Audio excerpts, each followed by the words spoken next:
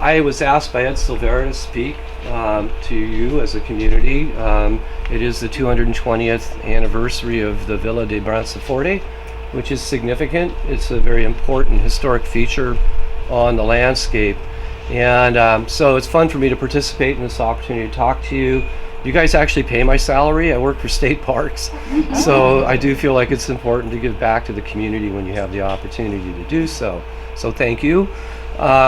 I'm speaking specifically today about, as you can see, California during the Spanish and Mexican colonial periods, because I thought it would be important to have a context to understand Branciforte's development in a larger scheme of colonial ambition. So we understand it in a context, and what is that context? Well, it starts with the day of discovery. If you will use those words, discovery is a funny word because we also had Native Americans here for, well, going back to the Ice Age, which is actually my specialty. And I work with contemporary tribes today. With the state park system, I have 32 state parks under my tutelage for cultural resources. I'm also the tribal liaison for our district. So we do work actively with the descendants of the Native people. I've been doing that all my life. So coming into parks in this area was coming home in many ways, because this is home to me, even though I don't live in Santa Cruz. But you know, you have a wide range. You know, I'm a nomad, so I have a large foraging catchment area. I specialize in Native American culture, and so I wanted to point out that the Spanish colonial period is the nexus between thousands and thousands of years of Native American cultural development and then the outside world suddenly appearing. California is an ancient place, and it's been very isolated for a long time in history. In the East Coast, you have colonization starting, pretty early, and there's a long history, hundreds of years of history of colonialism and Native American interaction. In California, it happens like the flip of a switch. So what we call prehistory and history occur on a single event in 1769, and where you sit, it's October 1769 to be specific, when the first Spanish land expedition comes walking through here under orders from the King of Spain to found a harbor called Monterey that had been visited 147 years before, and to establish a colony at a place called San Francisco, which for them was Point Reyes, because at that time they didn't know about the bay. And so 1769 is kind of a pivotal point in California when prehistory and history flip. So when the Europeans get here for the first time, they're stumbling into a landscape that's unknown to them. In the time of the European contact, California had the greatest population of Native Americans in all of North America. A lot of people are unaware of that.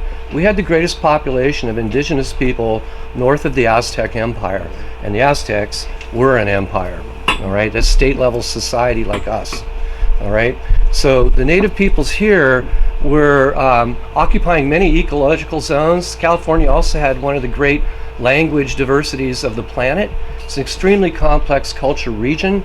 And so, for instance, many of us are aware of the people of the San Francisco and Monterey Bay Area, and in school we're taught that they are the Ohlone Indians. And that's actually not correct, because the word Ohlone is a catch-all term of 50 tribes, 7 languages. So it's a point that follows. The Native people brought up the word Ohlone in the 60s after the civil rights movements, when they no longer wanted to be called the Costanoans, which is the word the anthropologists created around the turn of the last century when they were trying to organize tribes of California into political units that we understood. And so the word Costanoan was applied loosely over San Francisco and Monterey Bay Area from the Spanish word costaños, coastal people, because they weren't interested in the diversity of culture. They're lumping everyone together. And so they all become Costanoan. Anthropologists call them such. And then in the 60s, we see the word Ohlone emerge. The word Ohlone, or Ohlone, is the name of one of the 50 tribes, and they were on San Gregorio Creek, further up the coast. So the political scene here is very complex. You have many political groups with their own government, and they're spread over a landscape in a very cosmopolitan way. This is a map of the local tribal communities here. I apologize for the fuzziness. That's my laptop that's doing that. One of these days I'll get rich and buy another. with a sharper screen. But in any case, these are names we didn't have until a friend of mine, Dr. Randy Milliken, made it a point to do his PhD on looking at mission records and figure out where these tribes were. So up until the mid-1990s, we didn't know, right? We had the names from the mission records, but where were they? Now we know. So right where we are, we're in the area of the Wipi, or the Wipine. There's sometimes an N on the end of it. And they control the San Lorenzo River, where we sit. And to the south are the Apto. You know that name? Right? Tribal name. Further down in Apto country, you have a tribal group called the Shokel. Well, I like that, huh? Where we sit, you're looking at the tribal name, but in those tribes are villages. So it gets more complicated than this. So, for instance, Santa Cruz here was called Alintac, which means ocean houses, like ocean bungalows. Always sounds very good to valley people like me. Yeah, ocean houses, very laid back. And so further up the San Lorenzo, you get the Sayantac, or the Sayanta. Ever heard of Zayante Road? Right? It's named after them. They're stationed at Scotts Valley and Quail Hollow, and have that catchment area. Up the coast by Scott Creek, you have the Cotoni. And then the most powerful of all of the tribes are the Quiroste. And they're at Año Nuevo. I do a lot of work at Año Nuevo. And that's also where we have today's contemporary Ohlone people working with me in the field. We're working together still. So maybe I should preface this now and let you know the Native people are still here. These are the people I consult with, and the state is mandated to do so by law. So all this consultation goes on, and the public generally doesn't know, but it's what we do. So now you're looking at the real political landscape, and this is what the Spanish explorers come into. So of course they don't understand this diversity of peoples, but how does this start? Well, it starts pretty early in one sense. You have Cortez going out with a license to go conquering. Conquistadors, most of you don't realize, are not Spanish military. They're licensed soldiers, and so they're what we might call mercenaries, actually. So you get wealthy people who organize arms, ships, cannons, the material. They get a license from the viceroy of the New World. The viceroy is the king's right-hand man in the New World, and pirates could be hung, but if you had a letter from your government allowing you to prey on the other guy's navy, you became a letter of marque, and that was considered legal. So there was a certain comportment in those days. So conquistadors, letters of marque, these are people who have license to go out and conquer. What they get, 1/10 of whatever they find goes to the king. So that's the motivation for the crown to permit these undertakings. So Cortez is that. Cortez arrives in Veracruz, is surprised to see complex societies. He's greeted with gifts, including gold discs, which sparks their imagination. After all, they're not out here for philanthropy. They're looking for opportunity, and they find it. They find out that the peoples on the coast are subjugated by an interior nation called the Aztecs. And so Cortez begins his campaign against Moctezuma. As you all know, that's history. By 1519, he starts his campaign against Mexico City, called Tenochtitlan in the day. And the Spaniards talk about Mexico City is an island in the middle of a big lake. Hard to imagine now. And in it were streets with pyramids and markets and sewers and water systems. And the Spaniards say it was far more cleanly than any of the cities in Spain. So they begin to conquer it. And they do. And after a period of several years, they do. By 1522, the Aztec Empire falls to Cortez, and he continues the conquest because it doesn't stop. It continues for several hundred more years, actually, throughout Mesoamerica and South America. But the kicker for us, as they continue westward, conquering away, they discover a huge body of water. They say it's kind of smooth, so they call it the passive water, or the Pacific, right? So up until then, none of the European navies were finding their way into the Pacific, but that changes. And so they begin to build ships and explore, and they create, they discover the prevailing winds and trade routes of the ocean, and they begin to create a trade network where they go to China. Remember, that's why Columbus sails in the first place, trying to find a shortcut. Why do they want a shortcut? because they want to avoid the Silk Road, which has been the trade network from China to India to Persia to the Mediterranean for 1,000 years. But all those middlemen in between, wow, it inflates prices quite a bit. So he who finds the direct route wins. So that was the motivation. By this time, they do find their way into the Pacific. They begin building ships that are called galleons, and the galleons begin a trade where they follow the prevailing currents across the Pacific. And each year, Spain would send what they called the Black Ship, a big galleon full of spices, ceramics, and wealth. And they would find their way across the Pacific, and by the time those ships made their transoceanic voyages, hygiene wasn't too good on these ships. You have a high mortality rate. The water's now full of green living things. The meat has maggots. You've got bread you have to tap to get the weevils out. Later you eat them too, because you eat everything, even the rats. Life is hard. So Spain is interested in finding a port somewhere on the western Pacific coast where these ships can stop and get fresh water, firewood, greens, and continue their voyage south to Acapulco and San Blas, which they create as shipping ports. And that's where the great cargo goes overland to Mexico, to the Caribbean, and then to Spain. So you're looking at a world economy developing, and California is kind of coming into this scene. So they need to find ports. So they send Juan Rodriguez Cabrillo up the coast to explore. At that time, they thought in 1542, well, that's the same year Coronado is looking for the lost cities of gold in the southwest, doesn't find it, finds out that there's an Indian prisoner in the southwestern Pueblo. He's a Plains Indian, and he says, well, we have a queen that rides around in a golden canoe. Let me take you there. So they break him out of the Pueblo prison. Coronado takes him all the way to Kansas. There's no golden cities there or golden canoes, and that's going on the same time that Cabrillo is sailing up the coast. They think California's an island then. They don't, we know more about Mars than they knew about this place. So Cabrillo sets forth. He comes up the coast, finds San Pedro Harbor, founds it in Southern California, sails off the Channel Islands, where he's greeted by thousands of Chumash Indians who have ocean-going canoes. They made planked boats just like the Polynesians do. In fact, they called them the same thing as Polynesians too. So, just saying, we have connections across the Pacific around the 10th century. The Chumash boats are called tamal. They stitch these planks together with deer tendon and drilled holes.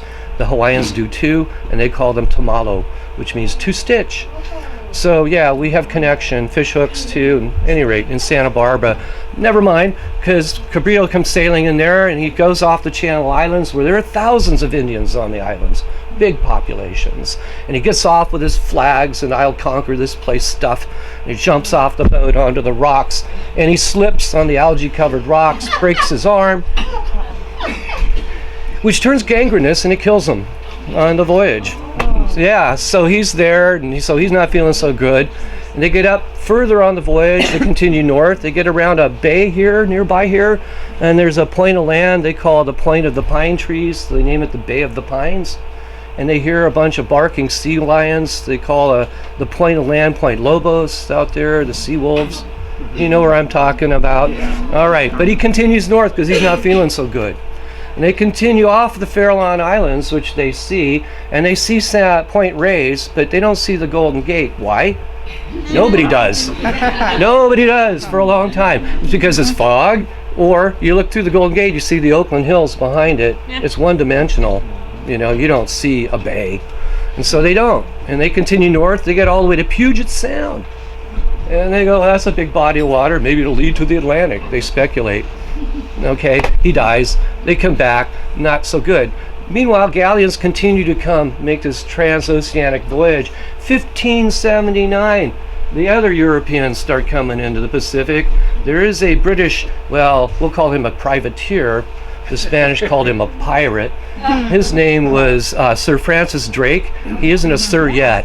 He's Francis Drake. And he comes in, he makes it across the, he steals a Spanish navigational device they call a rudder, which is a seagoing map. So he's got the secret document to get into the Pacific. He goes around Tierra del Fuego, which is nasty for sailing ships, survives it, comes up, burns Panama to the ground, which really stirs up the ants' nest with Imperial Spain because nobody's been here yet. Now they're all like, oh crap, we're discovered. And so he continues up the coast, and he hauls his ship out somewhere near Point Reyes and beaches it, which is really dangerous to do. He pulls all the cargo out, high tide, you get a spring tide, you run it up on the beach goes down, it tilts. That's where you gotta be careful you don't break your ship. But you can scrape all that seaweed off because you got a floating reef going with it. And you know what? You're a pirate. You need to be quick. So he spends several months at Point Reyes, and how do we know that? Because the Indians and he are having a great time. And he's recording the language, and we know that they're Marin Miwoks because of the languages that he recorded. Well, long story short, and this is a long story, he takes the black ship, and he takes it back home. He's a millionaire, and now now you got the Dutch, you got the English. The Dutch had a navy too. I'm Dutch, so I have to say that. Yeah, they're in there too. And you got the French, and all of a sudden Spain is pretty preoccupied with the colonial land grab game throughout the Pacific Rim. So that's colonialism. California is not on the agenda so much. Meanwhile, these ships still need harbor. And so they send in 1602 another mariner, Sebastian Vizcaino, to follow up and reconnoiter again. He follows in Cabrillo's footsteps and sees the Chumash on Santa Barbara with all of the fanfare going on there. And he sails up to this harbor out here. He names Monterey after the Viceroy of Mexico. Very PC thing to do. The king's right-hand man. I just named a harbor after you. Everybody's feeling good. And so he's there in Christmas, 1602, and he talks about the snow on the San Lucia Ranges and having to break ice to fill his water cask. So it must have been a cold winter. And he says the heathen, get the tone of the music here, the heathen are very fine-mannered people. They've come down and they feed the expeditionaries. That's pretty cool, because imagine how shocking it would be to see a ship with all of the material and people they've never met. And time again, the heathen are feeding the explorers, not running away. So it's a very profound thing, and I challenge any of you to have such comportment when Bigfoot lands in your barbecue in the backyard with a UFO. So it must have been similar in sense. So at any rate, Vizcaino says there's a fabulous harbor. He says it's big enough to hold the imperial fleet of Spain. Well, that's quite a brag. And so he sets forth, the viceroy finds out about this harbor, and nobody does anything about it. Not for 147 years. That's a long time. In 147 years, we see the first motivation to explore Upper California or Alta California. Meanwhile, Baja California has a string of Dominican, later to be Franciscan missions. The Southwest, too, has been colonized from about 1640 on, and they're stopped because the Apaches and Navajos have now got horses, thank you very much, and they stopped the explorations right there. So the Southwest becomes locked in as a border of empire, and Baja is expanding, but Upper California or Alta California is unknown. So with that, they decide it's time to learn, because the Russians are now coming down the coast. The Russians have a lucrative fur trade going on in what is now British Columbia and Alaska, which, as you may recall, was Russia until we bought it.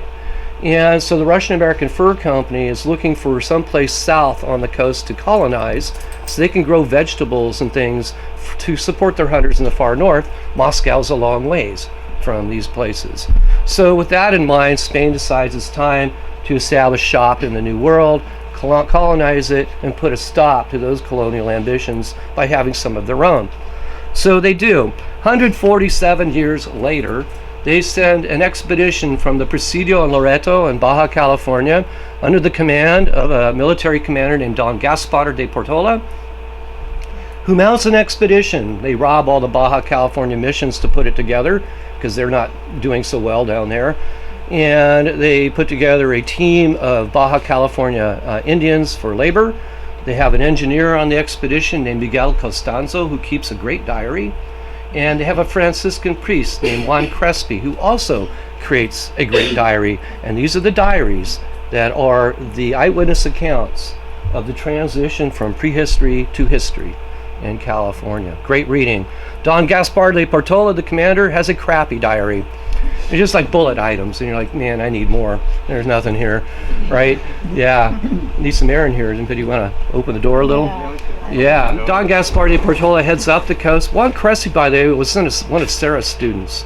3 of his students from way back in Spain, they all head to the New World. And all 3 of these students become founders of missions in Upper California and are the early colonists of California. Great stories, between these people. So, at any rate, so Crespi sets north with the expedition of exploration, and they're under King's orders to found the harbor of Monterey and establish a colony at a place called San Francisco or Point Reyes. And so they do. They head up north. They march over the deserts of San Diego, where there are a lot of hostile Indians there, they mention. And no wonder, because they're already aware of what's going on, And so they get to San Diego, and there's a ship there that's going to sail forth and meet them at this harbor of Monterey, wherever it is, with supplies. And so they say farewell, see you later, and that's not going to work out. Because anybody sail here? You guys know that if you sail down the California coast, it's not so bad. You sail up, you're going against wind and current. So you have to go way out to sea and back, way out to sea and back. This ship gets blown all the way to Panama. So they're not going to see it. It's not for quite a while. So at any rate, the expedition says, farewell, we'll see you on the way. And they continue north. They get across a large plain they call Los Temblores because they feel a bunch of earthquakes. It's covered with wild sunflowers as far as you can see. But they say the air is very bad here from all the Indian campfires. And there's a tar pit in the middle of the valley, which they named La Brea. Where are we? Yes, we're in LA, and they're leaving LA base. I'm a northerner, so anyway, we head north, and they get to Ventura, and they drop into the Chumash country. Those guys with those big boats, the ocean boats, and big villages. There are 1,000, 2,000 people in a village, and they come up to the first village, and the head man comes, the chief comes out, welcome to my village, and he seats them on clean mats. And he makes the villagers come out, and he puts on a big show, very festive occasion. They feed the Spaniards, and the head man, as is Californian custom, gives a big speech. Spaniard's about to eat, and he starts the speech again in the other direction, and he does this to the 4 directions while these guys are trying to grab a spoonful of it, right? And they say it's great, and and they decide we have to move on, farewell. The chief's going, what's wrong? Why are you staying with us? And he continues north. You go another mile, and you hit another village with another leader. Got to go through the custom again because it's his place. They set up the mats, the dinner's going on. Finally, Crespi writes in his diary, we are now camping away from the Indians so that we can sleep at night. So these are first encounters. It's wonderful. They continue north along Highway 101 till they get to Gaviota. And now they got a choice. Follow 101 through the Salinas River Valley, San Luis Obispo, that nice straight where you can punch it down the highway. There's no highway. So, of course, what do? They hug the coast. And they go by Point Conception, what is now Vandenberg Air Force Base, because they're waiting for that ship. And they continue north. They enter Los Padres Forest, which is really remote and rugged country. We let condors go there. You know what I mean? Why? Because it's remote, right? So these guys are in this territory, going over these steep mountains and down. Every time they drop in a valley, there's another village. There are villages everywhere. It's a populated landscape. New dialects, different physical appearance, too. These are different peoples. They continue north till they get to what will be Mission San Antonio, and just 2 years later. And they get to Fort Hunter Liggett, and they come down through Arroyo Seco because they're looking for Monterey, and now they're out of supplies. And they come down to King City, and they can smell the ocean up ahead, and they go, I must lie ahead. So they continue north, and they get to the harbor side of Monterey, look at it and go, is this it? I don't think so. So they pull up to what is now, Cannery Row area in Monterey. They send Sergeant Ortega south because they think they've passed Monterey. They send him south. Well, what the heck? There's no Highway 1. He gets down to Big Sur and says, no, this isn't it. So they turn back and they do what military expeditions never do. They have a vote. Should we go forward? King's orders. And they decide, yeah, Monterey must lie ahead. So they continue north. They get past where the Salinas River comes out now. It didn't then. It used to drain at Morro Cojo Slough by Elkhorn Slough. So they get up to Elkhorn Slough, which wasn't a slough then. It was a brackish water lake.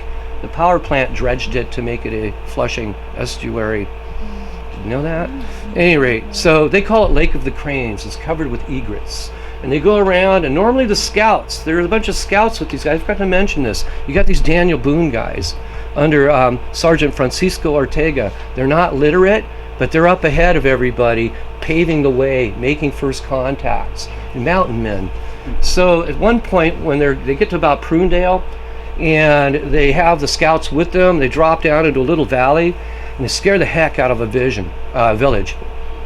All of a sudden, all the women are running out of the grass houses, and the men are coming out with bows and arrows. There was no warning. The men come out and they stick arrows in the ground, and they stand back with their bows. And the expedition's kind of going, this isn't good, because there aren't as many of them. And so they come riding up. Ortega rides up with his glass beads. The Indians really love red glass beads. And so he's handing them a string of beads from his horse. They won't budge. So he gets off his horse, dangles them in front of the head man. Nothing. It's a tense moment. These guys got their bows. And so finally he puts the beads on a stick, prefers it that way. Nothing going. What to do? So somebody pulls one of these arrows out of the ground to look at it, and they start applauding. He stumbled on the right etiquette. And they say, come into the village, let's eat. And so now all of a sudden they're in, and they're going, okay. And it's pretty significant, because when I talk about native Californians, which isn't the topic here, I talk about what it takes to make acorn into food. It's labor intensive. And I can't help but imagine these women in this village going, oh man, there's a lot of these guys. We got to feed all these guys now, because it takes a lot of time. In the middle of this village, they see a huge bird on a pole. They call it a royal eagle. Any ideas what that might be? Condor. Condors used to be common here. Common as buzzards. And so they named the place the village of Pajaro, the bird. And today, it's still the town of Pajaro and the river of Pajaro. I know you guys would love it being local. And I have this story in the Bay Area. It doesn't have the same cachet. So they continue north, and they get to a little hollow in the hills where they hobble their horses. They see their first redwood tree ever. Father Crespi writes, they stand tall like so many candles, a real blessing of timber. They named the little hollow the Little Corral, Corralitos. And they continue north along Freedom Boulevard, which has got a bunch of marshes in it, past the village of Choquel, past Apto, and they come here. And they say the area's all burned. It's burned. They can't feed their horses or their mules, and there's no heathens. Where are the heathen? They can't get any more free food, and they're starving.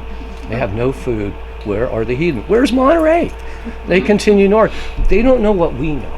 And what we know is that the Indians are at UC Santa Cruz gathering acorn, because that's where the oaks are. Right? And they burn the grassland every year to increase the grass seed harvest, because this was not a wilderness. This was a garden, and they manage it. I published a lot on this recently with the tribe as well as UC Berkeley. Suffice it to say that this was a managed landscape, which is why you have so many tribal polities. They're managing their tribal territories. They're not nomadic. They're territorially circumscribed. Very strict territories. So Portola comes into all this. They come hiking up the coast, no more heathen to feed them. They get up to Rancho del Oso. I'm with State Park, so I like to point this out. And some of the soldiers are now dying. So they park them at the park's visitor center. And Father Crespi gives last rites to some of these soldiers. It's severe. And Crespi says, there are all these wonderful berries around here which we are now eating. I think these guys are suffering from scurvy, vitamin C deficiency, because when they eat these berries, it rains on them that night. And you got to figure, you got all this leather and armor, no Gore-Tex. You got these guys laid out, they're sick and dying. Now you're wet. In the morning, they're well. Crespi says it's a miracle. He names the place La Salud, good health. At low tide, they hike out to Año Nuevo. Crespi hikes up his hassocks because you got to sprint. There's no Highway 1. And they get up Año Nuevo Creek, and there they say was a well-built heathen waiting for us. I like that because, of course, the men don't wear any clothes, so Crespi would know. At any rate, they take them over to some low-lying hills behind Año, where there's a valley, and in the middle of the valley is a big dance house, big enough to hold 200 people. And this is the Quiroste tribal headquarters. It is now a cultural preserve. We created a 220-acre cultural preserve in 2009 for the tribe to continue managing the land with. And that's what we're doing now. So we're trying to restore it back. And we use the archaeology to recover the pollens and plants to know. Anyway, it's another story. So they continue north. I got to get on here. They continue north, blah, blah, blah. They meet a bunch of Indians. They get up to Half Moon Bay. They're still stuck, no food. They get up a little above that. Pacifica, they send a group of deer hunters over Sweeney Ridge. Bingo, there's San Francisco Bay. And they're going, what the heck? And they say there are many campfires around it. They've reached one of the great population centers of North America, right? They can see the Farallon Islands. That's a reference. They now know they've passed Monterey. They can see Point Reyes to the north. There's San Francisco and their destination, but they can't get there because there's this, well, the Golden Gate in the way with no bridge. So they decided to drop down to a place we call Crystal Springs Reservoir in Highway 280. That was the tribelet of the Salshon people. They follow a little creek out. They name it the Little San Francisco Creek. It's still called San Francisco Creek today, and they camp at the Stanford Shopping Center, where they see the Palo Alto, the big redwood tree there. Crespi is a mathematician. He's sitting there measuring it, and he's surrounded by Indians. He's like, what the heck? And he's giving them little mirrors and putting rings in their ears, and they love it. And so they send Sergeant Ortega to reconnoiter El Contra Costa, the other side. So he goes south through San Jose, up through the plains of Fremont, gets up to Oakland, goes, we can't get across there. They can see now the Golden Gate. And now they have to go inland because there's another bay, San Pablo. So they continue eastward, trying to find their way around because royal orders, Point Reyes is San Francisco. And so now they can't get across, they're going east to get to Hercules, Benicia, no towering tanks of petroleum yet, and they go through what is called Carquinez Straits. Carquin, that's like Smith in the Ohlone language. Suisun Bay, there's another Ohlone name. And they continue eastward, but they start seeing Indians on the hillside by the hundreds. And they say, nah, this isn't any good. So they turn around, they hike back to Palo Alto, and they go, oh crap, let's turn around. And they go all the way to San Diego. This is great stuff, it's epic, right? And they get to San Diego, and they're going, what are we going to do? And they see the ship coming in. The ship is flying distress flags. Their people have been starving, and so now the soldiers are on board ship. They work it. They say, let's try again. They try again, and 1 week later, or 2 weeks later, they end up in Monterey. Now they know better, and they establish the first colonial foothold in Upper California, the Royal Presidio of Monterey, and the first of 21 missions, Mission San Carlos. The mission is a tule hut with an oak limb as an altar. The presidio is a ditch with sharpened sticks, and that is where prehistory and history flip, and that's history for you. So with 1770 marking the advent of the colonial foothold, we see new changes come to California, changes to the land, the politics, and the indigenous people. Once they get a foothold in Monterey, they begin to explore to figure out the confusion of these bays and routes. And Fages, who is on the Portola Expedition, becomes governor of California, and he too starts his own expeditions. That blue line, you can see, follows Portola's route along the coast, but he cuts inland and he finds the way through Santa Clara that they call the Way of the Trees, because there are huge oak woodlands from Morgan Hill all the way to San Carlos, because the Indians managed them. They burn them every year, they coppice them, the trees produce more acorn, they're orchards.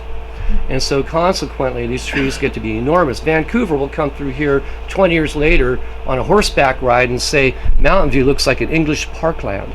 There's no understory, and immense oaks, one he measures at 15 feet across. It's because they're managed as a resource. Any rate, so expedition after expedition, finally you get the first ship enter San Francisco Bay, the San Carlos, in 1775. 1 year later, Mission Dolores will be founded, and the Presidio of San Francisco in the year 1776. What else is going on that year? The American Revolution. We've already been at it a couple hundred years on the East Coast. It's just happening here. Juan Batiste de Anza comes through with Father Font, another great diarist, and they found the settlement for San Francisco and Santa Clara. So that's what the Royal Presidio begins to look like after a time. Where we are now, this was still the wilderness. And so it takes a while for Spain to get a foothold. Spain had learned to colonize the New World with 3 institutions. They used the Presidio, the Pueblo, and the Mission together. The Presidios, where government is, that's where military control is, that's where your weights and measures are kept for trade and exchange. The Pueblos are civilian establishments allotted by the king, because no one can own land except the king. And he gives land for community to create agrarian farming communities to support the Pueblos. The third institution is the church. The mission is established to bring in the native people because Spain needed to colonize by using the Indians. Their method was to create a European political system here, like in the old world, where you have a tiered caste system. You have the aristocracy and royalty, you have the middle class, the merchants, and you have the farmers, the peons. Guess who they needed the Indians to be here? Because there was no labor here for the government. So the idea was to convert the Indians into citizens of Spain to make them the colonists. That was the goal. So their invention was to bring Indians in and teach them to become men of reason. And Spanish law forbid keeping them longer than 10 years. So technically the missions owned all of the property in trust for their wards, the Indians. That was the idea. Okay, so an ideal pueblo looks on the right, like on the right, where you have a river to water it, some orchards, you have laid out agrarian plots, and adobes in it. Right? We got one here, right, Ed? That's right. There we go. It's like that. Okay? And then the presidio, well, in the ideal world, it's going to have an earthworks and a wall and defensible fortifications, because, you know, those other Europeans, they come around and you got to fire cannons at each other. So, and it has a church. Today, Presidio Church has been restored. You can go into downtown Monterey and visit the Presidio Chapel. It's really beautiful. Still on, I think it's, I don't know if the church owns it or the Army owns it, but in any case. So this is the ideal setting. And then over time, California was divided into presidial districts with its own set of missions. Over 50 years, 21 missions were built in California. Sunset Gardens likes to say they were one day's hike apart. That's baloney. They put the missions where the greatest Indian populations were. They put them right in the middle of that to bring them in, to change the economics, to change their life way. They forbid the Indians from burning the land anymore, and so you bring cattle in and the land begins to change. So it too goes through a transformation. You'll notice it is strictly a coastal phenomenon. The interior of California is still, you know, native for quite a while. So this is the political scene, and by the way, that little drawing at the bottom shows you those Chumash boats, the tamales, the stitched boats. So this is the ideal scenario for conquest. The pueblo, the presidio, and the mission. And who is the grease to all of this? The native population, because they are by far the dominant people here for quite a while. So the ideal mission looks like this. You have the quadrangle with its church and sacristy and cemetery, but you have all these outlying facilities that make the mission too. It isn't just the four walls. So you have pastures and barracks and houses and orchard places. And so picture Mission Santa Cruz as a larger facility that spreads through the San Lorenzo River Valley that is now downtown. So that's what was going on. Branciforte is adjacent to it. So the first of the missions is San Carlos, built in 1770. That's the reconstructed mission. Looks kind of nice. But that's what it started out looking like. Notice the Indian huts there, because who builds the missions? Yeah, there are only 2 priests, 6 soldiers at each mission. How did that work? At the point of a gun? No, you're looking at cooperative relationships at first. This is a part of the story we don't hear much about. I work a lot with mission stuff. I'm doing studies at Mission Santa Clara right now, where they've excavated 5 rows of adobe apartments that held 1,400 married couples, Indians. And we have 100 arrowheads there. 100 arrowheads, those are high velocity weapons. What are they doing in the mission? What I'm learning is that you have Indians that acculturate to the mission too. There's many stories here of different identities. Who are the soldiers going out to get other Indians? The Indian neophytes of the mission, and they're armed. 30% of the arrowheads I'm looking at are made out of glass, bottle glass. So there's Mission San Carlos as we see it today. You pay a fee and you can go in and look at it.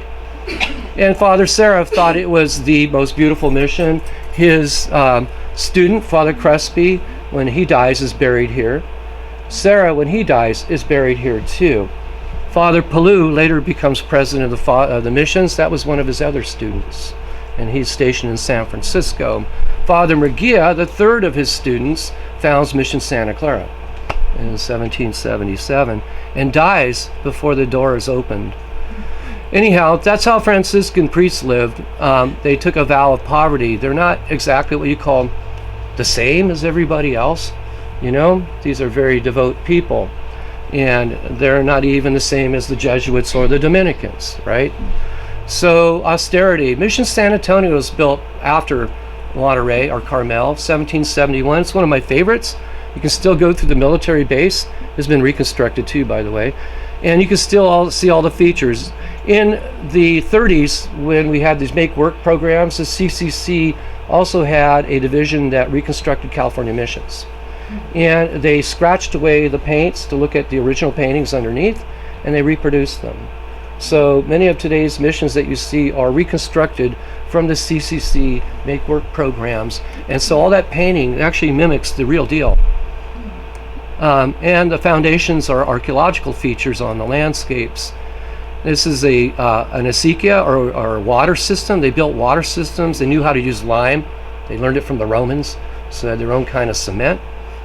And that, can you see that pattern in the ground made out of stones? That's a stone cobble floor with spokes radiating out from a center like a wheel. That's the threshing floor for the wheat. And the adobe buildings on the landscape. Picture this as going on because Branciforte has yet to be built. We were built, what, 1797, right, Ed? That's right. I don't want to defer to anybody else who knows better. 1797, so this is earlier. This is 20 years earlier, right? This is the colonial foothold. Buildings with ladrillos, tiles. I mean, if you have time, go to Mission San Antonio, bring your wine and cheese, and enjoy. It's beautiful. And the Indian cemetery. Of course, when Indians are brought into this system, their diet changes. It becomes narrow rather than broad. Hunting-gathering populations have diverse diets, not so in agricultural societies. And we find that they're now living in houses. They don't know about hygiene. The Spanish do not. And so you see the breeding ground for disease, and the Indians have no resistance to smallpox, syphilis, and tuberculosis, which is what levels them. They take the Indian women and lock them in monterias because they learned that marriage was the key to alliance and kinship networks in native California. So they would keep the women locked into monterias for 12 hours a day to prevent them from being got at by other native people. So they were trying to control the marriages as well. Consequently, health is pretty bad, and so we see large die-offs begin to occur. This is Mission Dolores, 1776. It's built. There's that banner year. The Constitution is being written in Independence Hall at the same time. This is an archaeologist's dream, because look at the street. It's just full of crap. I love it. That's the artifacts that I would like to be finding. If you go there now, it's paved, but you see the same front of the mission. It's still there. So I found Mission Santa Clara on a highway project when I worked for Caltrans. I did 11 years hard time for that agency. And in so doing, we rerouted the Alameda, and I found the church, the sacristy, and 6,000 graves. All under the neighborhood, under the built environment. We rearranged the highway engineering, raised the grade, changed the drainage. It's all capped. It's all underneath the asphalt. And the frat houses. Don't tell the students, they don't know that the earthen basements have the dead stacked 10 high in the profile of the sidewalls. Don't tell them. Okay, so that mission you see now is the 5th mission, because the 4th burned, the 3rd was the one I found, it was destroyed by earthquakes, the 2nd was a hut, the 1st was the adobe one built by the Guadalupe River, flooded within 2 years, so the missions moved several times. And then Soledad, I'm taking you through the missions that affected the Ohlone, the people that are catch-all Ohlone. The word Ohlone, as I say, is a catch-all term. It's like the word Asian or African or European. There are many cultures in it, all right? I told you that there were 21 missions in California. They built them where the greatest Indian populations were. Well, 1/3 of all California missions are in Ohlone country. 7 of them. So it gives you an idea of what happened. Soledad's one of my favorites. That's the reconstructed church. Behind it, you have the ruins, and it's beautiful. It's looking good. Reconstruction. By the way, the Indians did all the painting on this stuff. And that's how they did it. They used native minerals. Cinnabar, New Almaden was a big producer of red paint. And they ground it up in stone mortars, pestles, mixed it with binding agents. They found nopales cactus. The sap from the nopales cactus makes a good binding agent. They also use it for whitewash on walls. Any rate, so they mix that. Also, wild cucumber seeds can be used as an adhesive. And so the Indians are asked to paint the church. I love this because in Native society, putting paint on things is shamanistic. You're putting ritual things. You know, paint isn't decorative, it has power. So the priest is saying, sure, paint the walls. The Indians are going, yeah. So they do, and they're putting their mojo on the walls. But what I really enjoy is Soledad, because it truly is in ruins. They never reconstructed it. There it is. Since then, archaeologists have been working out there. I have to check on it. But there it is, blowing around in the dust. And that's the church with the ladrillos. And as the dust moves, you see marble headstones with names like Vallejo in it, and Castro and Bernal. And you go, whoa! You know, all with the tumbleweeds on it. And that's what you find in archaeology around the missions, exotic stuff. What the heck? Look at those ceramics. They like stuff like that too. Whenever a ship pulled into Monterey, it was like a warehouse. You went shopping. And all the people from Branciforte, from the Presidio, they'd all come riding down to Larkin House in Monterey. Ships would be like Costco parked out there, and you went out and you went shopping. And so all around here in these remote adobes, because this place was remote, you get fine Chinese ceramics. Like, what the heck? You know, because they like exotic stuff. Santa Cruz, there we are. That's our friend. 1791, never a very good concern. They built most of the missions early on. Then 20 years later, there was another spate of mission building.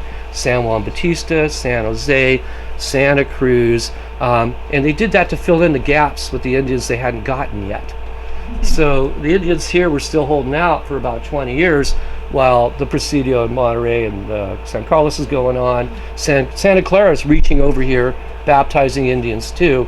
Then they build this mission, and it's never really a great facility because, frankly, the wheat gardens here is not the best place for growing large amounts of crop in their style for that kind of a population. So Santa Cruz is always kind of struggling. But then it struggles even more because where you sit now, we're part of the pastures for Mission Santa Cruz. And then the Crown decides it's time to build civilian pueblos. The first pueblo is the pueblo of San Jose de Guadalupe in 1777, the same year that Mission Santa Clara is founded. Serra hates it. He writes letter after letter to the governor saying, "You've built your pueblo illegally close to my mission." And why does he care? Because the Indians would rather go to the pueblo to get new stuff than to the mission where they can't leave. And they get more religious indoctrination than the settlers do, right? So that's why Sarah's complaining about San Jose. Almost 20 years later, they build Branciforte. And why? Because they have a lot of soldiers, they're not paying anybody, and they decide that it's an opportunity to provide pensioners, property. So this becomes one of 3 early towns of California. That's cool, right where we are, right? So that's why I'm here now, and so are you. So at any rate, then they build Mission San Jose. It starts picking up the Indians from Livermore and into the Central Valley. I love this picture. It's done by a German artist, but in the background to the right, you see that peak? Barely, that's Mission Peak. That's where Highway 680 is. That lagoon is where the BART station is, because some years ago, I found a large cemetery there when they were building it up. So I know where this is. Anyhow, and then San Juan Bautista, another major institution locally. And by this time, Branciforte has been established. So this would have been within the mindset of the people here, these places. And of course, this is a pretty nice church. And they did it in garish fashion. A lot of the Americans that come exploring, the fur trappers come in, they say done in the garish taste, because of course most Americans are Protestant, all right? And so they have this chip on their shoulder about the Catholic churches, and they say they're done to amaze the Indians. And they were done in pretty, lots of gold flake. They had statues that would be movable sometimes to freak out the Indians. You got these, they have the Archangel Gabriel with, mannequin arms that can move. Anyhow, you can put religion into people that way too. Any rate, and every mission has a cemetery for the native people who check in but can't check out. So this is what's going on inside the mission, right? But outside that window, that's what's going on outside the window. Two worlds, two different ideas, two different ways of explaining their universes. Symbols are different, colors have different meanings. The worlds are as alien as can be. And I try and draw an emphasis on that, but how do you get that point home to people? Look at that, and this is what the Indians see. They don't see that. This is their world, grinding corn on a metate and drudgery. And so when they enter the missions, they give up the world they know because they're forbidden from maintaining their identities in the missions. So you see a lot of fugitivism, people leaving the missions. When you leave the mission, excuse me, it's like sailors on a ship. You can't jump ship or the ship doesn't go anywhere. And so when the Indians leave, they send the soldiers out to bring them back. At first, the Indians of the Central Valley defend these runaways, but then they find they're getting killed over it, and also the neophytes bring with them disease. And so after a while, the interior tribes said, we don't want you guys either. So it creates an end point for the people of the mission here. The two worlds are diametrically in different universes. On the right, you see Native American shamanistic art that they can understand, but we can't. On the left, you have a mission painting from San Miguel. And what do you see? You have the Archangel Gabriel there with his wings on his back, standing on the heads of babies. Okay, let's interpret that. So can you not see the diametrically different views of the world that are at play here? So it takes some accommodation. The two worlds have different values in how they dress, how they see things, right, wrong, their value systems, but it all comes unglued for the native people because once they come in, the economy changes, the landscape changes. They can no longer burn the land to maintain the native grasslands and to keep the pine forests out and the thickets of poison oak away. Instead, now you have cattle, and the cattle don't eat the native grass, so they feed them Mediterranean grasses. The cattle defecate, their seeds dominate the land. All the grasses you see now are Mediterranean. All those weeds getting stuck in your socks are Mediterranean species. The native species have been outcompeted because native plants need fire. They're fire adapted, and they're fire adapted because people have been doing it for millennia. So the two go together, which is a new paradigm we're trying to adopt in parks as we are land managers, and we have to figure out, what do we want to manage here? What are we doing? Are we creating wilderness? Because it never was. Think about it. The places we call natural landscapes, native landscapes, are not. They can only be native when you have Indians working it. Pruning, coppicing, tilling for bulbs, burning it, patches after patch after patch. Each tribe has a 10 by 10 square mile radius. That's pretty small because that's their garden plot. If you need arrows, you got to coppice the wood years in advance to get straight shoot. You need basket, you got to prepare that, burn those bunch grasses of tufts of grass, the ferns, the things you use for basket years in advance. So it has the right strength and tensility and quality. So they're constantly gardening. That we don't see, and neither did the Spanish. So once they came into the missions, they were forbidden to leave. This is an 1816 watercolor from a French artist. Somebody's talking about that and heard it in the background. The French were here spying on the Spanish, and in the days before Polaroid cameras, you had watercolor artists on board. So Louis Cherry was a 21-year-old artist who painted these. He dies after this voyage in Acapulco, where he's killed by highway robbers at the age of 21. These watercolor images, which are now becoming more popular, were hard to find. They're at the Bancroft, where his originals are.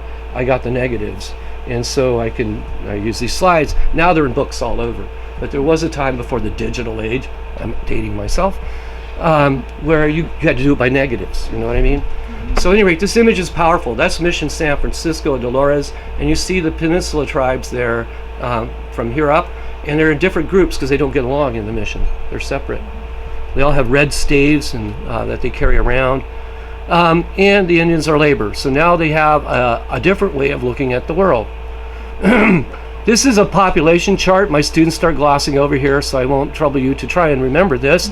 But the squares give you an idea of where the populations were. The bigger the square, the bigger the population. So you can see where it's happening, right? Again, a coastal phenomenon. And again, the missions with the Indians' application of art, red paint was always holy to them. And there they are painting it on the walls. I love it. And restoration has brought back some of these arts that were covered for quite a long time. So the cattle changes the landscape. The livestock runs wild here. Nobody cared whether you took somebody's cow to eat the meat. They cared that you left the leather on the fence. And the hide and tallow was what everybody wanted. The leather was marketable, and the fat and the animal bones became part of the industry. So the missions become great supporters of this, because starting around 1816, you have something called the Mexican Revolution beginning in Mexico. Spain no longer supports Northern California, and the missions find themselves in the obligatory position of taking care of the pueblo civilians, the presidio, and their own people. So they need more Indians. So they start sending the military to the interior to go get them and bring them in. They go all the way to the Sierras to bring Indians in. So they do. And the Mexican Revolution takes root. By 1822, we have the Republic of Mexico. First thing they do is divest the state from the church, and they start to break up the mission land holdings because the missions owned all the property, and the civilians can't compete with that because they have the labor and the land. So this is a diagram. The dots on the bottom are the founding of the missions. You see there are two general groupings, 1769 to about 1776, and then again later you have another batch. So you can see where they tie in. And you can see how the trade and the mission starts going up and exponential. I should also point out that the Russians do come down the coast. They create a harbor at Bodega Bay above San Francisco, right under the Spaniards' noses. Do they like it? No, they don't. But they can't do anything about it. And they establish Fort Ross State Park, which I advise you to go see someday. It's really quite beautiful. And so they're up north, and they blend in. They bring down Aleut hunters, harpooners that are Eskimo, and they're going through San Francisco Bay in skin kayaks. There was a day the Mission Indians in Santa Clara look at from San Jose, look in the Guadalupe River, and they see these guys in skin boats with harpoons going, who are these guys? And they're Aleuts from Alaska hunting sea otter up the rivers, because we used to have sea otter up the rivers in San Francisco Bay. Anyhow, the missions are now producing. It was illegal for Spanish missionaries to have boats. They wouldn't allow them to have any boats. They wouldn't allow any foreign trade with any other nations. They're very phobic, to be centric inside. And so when the Mexican Revolution takes place, they start an illegal trade with the Russians, because Mission Santa Clara is producing tons of wheat. Tons of wheat. And so they're now supporting the Russians up north. It's all very hush-hush, secret, and that goes on to about the 1830s, pretty late during the Mexican period. So anyway, this is just a diagram. That's the part that says smuggling, that's the Russians. So by 1832, Mexico decides to break down the private lands or break down the mission lands to privatization, and we see the beginning of the Mexican ranchero period. The cattle ranching phase that goes on. Branciforte, by the way, has a big racetrack in the middle here. A lot of gambling going on. In early Mexican California here, what kind of entertainment might one have? Fandangos, yeah, a lot of dueling going on. Life stealing, dueling going on. People are bored. And so they challenge each other. And so racing becomes very important. Branciforte has that tradition here of having a major racetrack right here in the center of town. The Indians are still here. A lot of people think, oh, the missions are over, therefore so are the Indians. No, they're still here. In fact, they are the labor force here. The hide and tallow trade picks up, and you start seeing the elites come in, the Dons of California, who are now running the show, making money on the hide and tallow trade, because Mexico opens up our ports to foreign ships. American and British ships flock to California to get the hides for the leather industry back in Europe. Maybe you've read Richard Henry Dana's 2 Years Before the Mast. That's what it's all about, the hide and tallow trade that he was a participant in. So here's the royalty of the land now. Picture where you sit. This guy would have been very colorful here. They really like to do it up with silver. And is this guy punching the cattle? No, he's not. Who is? Who is? The caballeros and vaqueros are the ex-mission Indians. So they have adapted to Hispanic society, and they're still here. So they would extirpate grizzly bears for sport. The Castro Adobe, Rancho San Andres, another state park, used to have a bull and bear pit where it was very fashionable to throw a wild grizzly bear in with a longhorn steer and bet on the outcome. And by the way, that went on throughout a lot of parts of California. And the grizzly bears were not quite as spunky as they could have been after they're hauled in. So, I don't know. At any rate, but that was color of the day. And, most of the adobes, like here at Branciforte, would have looked like this. You have open land surrounding your town, and people would ride right up. Sometimes they rode the horses right in the house. Man and horse, these are very equestrian people.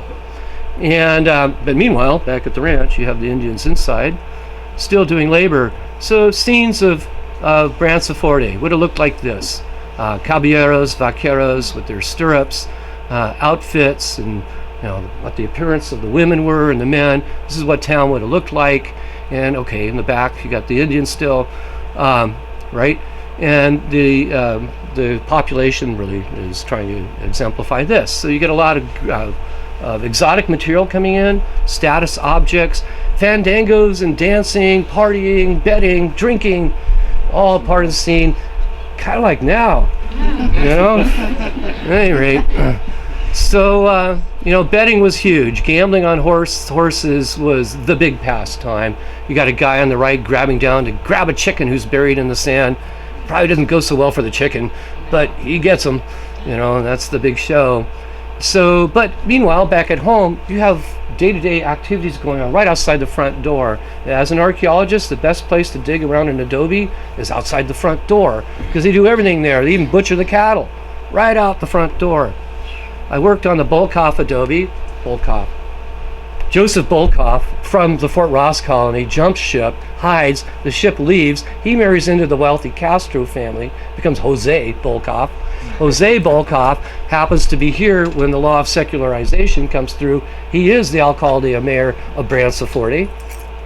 He presides over the dismantling of Mission Santa Cruz, takes it apart, grants himself a ranch, we now call Wilder Ranch State Park, builds an adobe out of Mission Santa Cruz, which is the Bolkoff adobe you see, the little piece we still have, which I'm trying to restore because it's fallen down. But that's all tied to all of this. So Bolkoff was here. He was the mayor of Branciforte, and so you have that living history stretching beyond the spot right here. So when the Mexicans come in, the Americans come in, trade expands, you start seeing a lot more exotic trade goods. These are excavated from the adobes at Monterey, Old Town Monterey, and because Parks does archaeology there with our historic buildings, and you can see these goods are pretty exotic. On the bottom, that Fiesta ware is called Mahalika, and ceramicists that I work with, they're kind of their own nuts. They love this stuff, and so when you find Mahalika at the missions, they're all like, it's great stuff. I'm a prehistorian, so I kind of like stone tools. At any rate, look at that. That was from the old the Larkin House at Monterey. So, these guys have fancy stuff here in the frontier. Soldiers were lancers. Then the Mexicans of Los Angeles, the government kept trying to usurp the Monterey government, so they would ride back and forth and rattle sabers and fire shots. Nothing would happen. They ride away. And this is going on back and forth as Mexican California is trying to identify itself.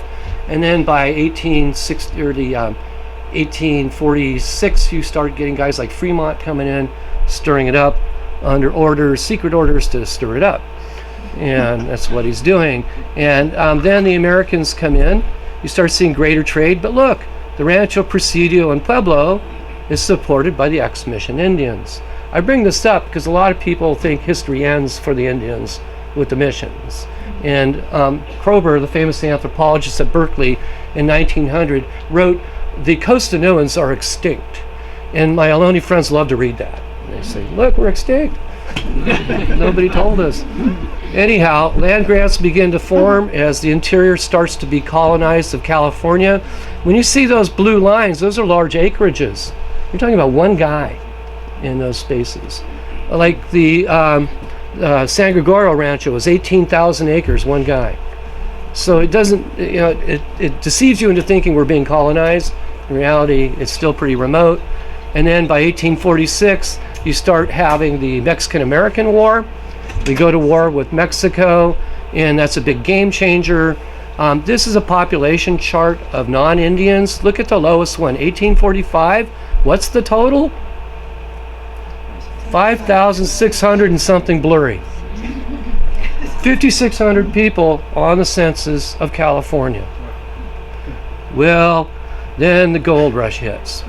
10,000 people show up, then 100,000, then 200,000. There is no law, there is no order, there's no government. So the first thing the miners do is they head for the missions, because they have orchards with fruit, and they have houses, and they take them all. They throw the Indians out who are still living at the missions then, right? They're mostly Catholics at this time. And so they throw them all out, and the gold rush hits. And as the Treaty of Guadalupe Hidalgo was signed at the end of the Mexican-American War, it says we guarantee the rights of the Mexican citizens, and we promise not to have to move the Indians from their land. The ink isn't even dry when gold is discovered. Forget that. So as the world rushes in one of the greatest population movements in history, these guys are overlooked, and they are the descendants I work with today. And they're lucky, because this begins a period of genocide in interior California, where the first laws of the new government of California are laws that authorize the elimination of California Indians. The California legislature spent $1.2 million in 1853 to reimburse vigilante groups for the costs of Indian hunting. We created a law called the Indentured Servitude Act, which legalized slavery of Indian children until 1877. That's 12 years after the Civil War. Did you know that? Most of my students don't either. We also legislated that Indians couldn't testify in court against white people if they were 1/16 or more Indian. And that, by the way, pervaded California law until they became citizens of the United States in 1924. That's when women get to vote too. And by the way, Native American religion was outlawed in the United States until an act of Congress created the Native American Religious Freedom Act of 1977. That's when it became legal for them to openly practice. Did you know that? No. Did you know this? So when California becomes a state, we become mining districts. Look at Santa Cruz. What's it called? Branciforte. This was the town. This was all Branciforte district. But now it's not. So the missions fall into disrepair. The Indians outlived them. That's Mission Dolores or Carmel. The army exhumed Sarah's grave. They dig him up, and they move him to Santa Barbara, where what's left of him rests now. So the missions fall apart. People begin to loot them, treasure hunt. It becomes fun to collect artifacts. That's Mission San Antonio. And then, as I mentioned, they're rebuilt during a phase. Wouldn't it be nice to have Branciforte brought back? Well, I don't know. Maybe we can make the school look Adobe, right? Yeah. But, you can do that. And we have restored these missions so that two worlds can still meet. We can still discuss these objectives. That's Rancho San Andres, the Castro Adobe, which we're restoring with our friends from Santa Cruz State Parks. They're actually doing the work. We're kind of lame. And so they're doing this. But you can experience the adobes of Santa Cruz by being here. Is that Watson? No, this is on the way. So it's just off of Freedom Boulevard. You take that out. Yeah, it's above Watsonville. I'm from the Bay Area, so it's a different geography. So, and the way to preserve what no longer stands above the ground, like here at Branciforte, is through the archaeology. So when development comes here, city planners need to be aware that these histories are here, and Santa Cruz has a troubled history of remembering things like that. Yeah. It's a strange town with so much archaeology. You see Santa Cruz, I'm here. We have a lot of Albion Environmentals down the road, a very top-notch archaeological firm, and yet we keep forgetting and we keep encountering things, and, well, you read the papers, right? So, anyway, that's the end, and I just want to say thank you for having me for this long conversation, but it puts Branciforte in a context.